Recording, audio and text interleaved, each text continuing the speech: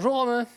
Eh bien, je suis très heureux de t'accueillir à la sortie d'une pièce un peu spectaculaire, un petit peu extraordinaire, dirais-je même, de notre fabrication.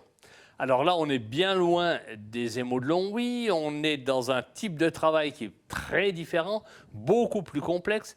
C'est une sculpture ingélive destinée à l'extérieur, donc qui résiste à la pluie, qui résiste au gel.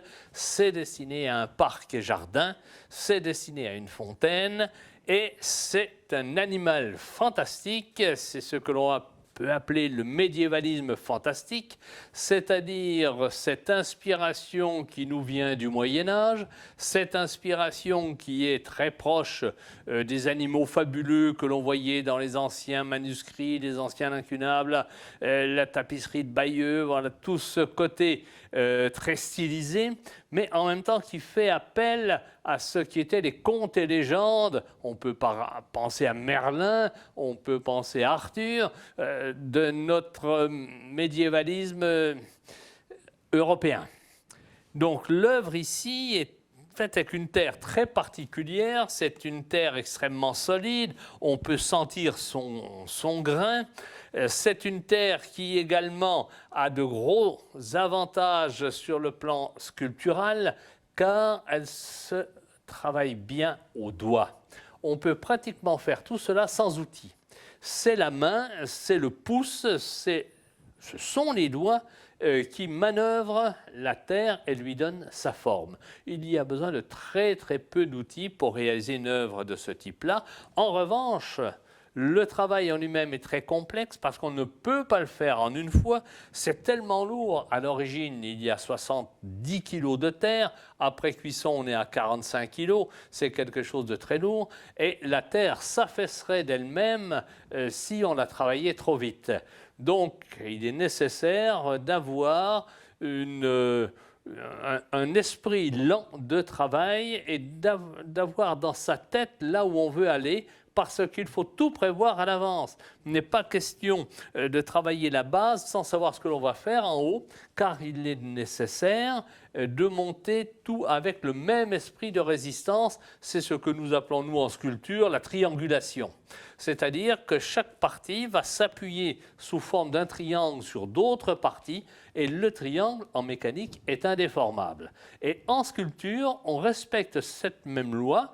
On va trianguler la sculpture pour qu'elle puisse par elle-même se supporter son propre poids. Donc ici, on a des jeux de triangulation.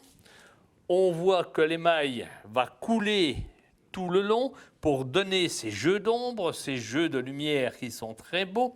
Et le seul endroit où on a voulu de la couleur, c'était la tête, c'était le bec, c'était l'œil, puisque c'est l'endroit où doit se porter le regard. Et donc, on a bien joué cet effet de phénix avec le plumage un peu curieux.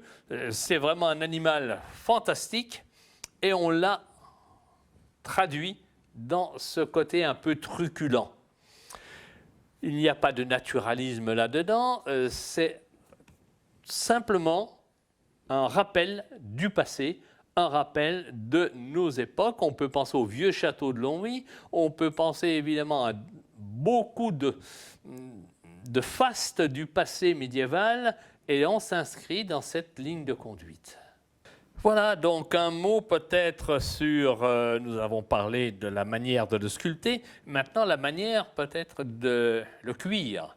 Cela demande de très hautes températures de cuisson. La première cuisson, la cuisson que l'on appelle de dégourdi, c'est déjà 1100 degrés. Une fois que cela est refroidi, seulement à ce moment-là, on va poser l'émail et on va cuire une seconde fois, mais là nous serons à 1300 degrés, ce qui est beaucoup plus élevé. Mais cette céramique tient au gel parce qu'elle est cuite à très haute température. Donc la terre devient extrêmement dure, il y a une vitrification très forte des constituants feldspathiques de cette terre-là, et on a le meilleur, puis-je dire, d'un produit. Ça peut durer 1000 ans, 2000 ans, 3000 ans. Cela est pratiquement éternel, puisqu'on a reconstitué à cet endroit-là la température de fusion de certaines terres dans les volcans.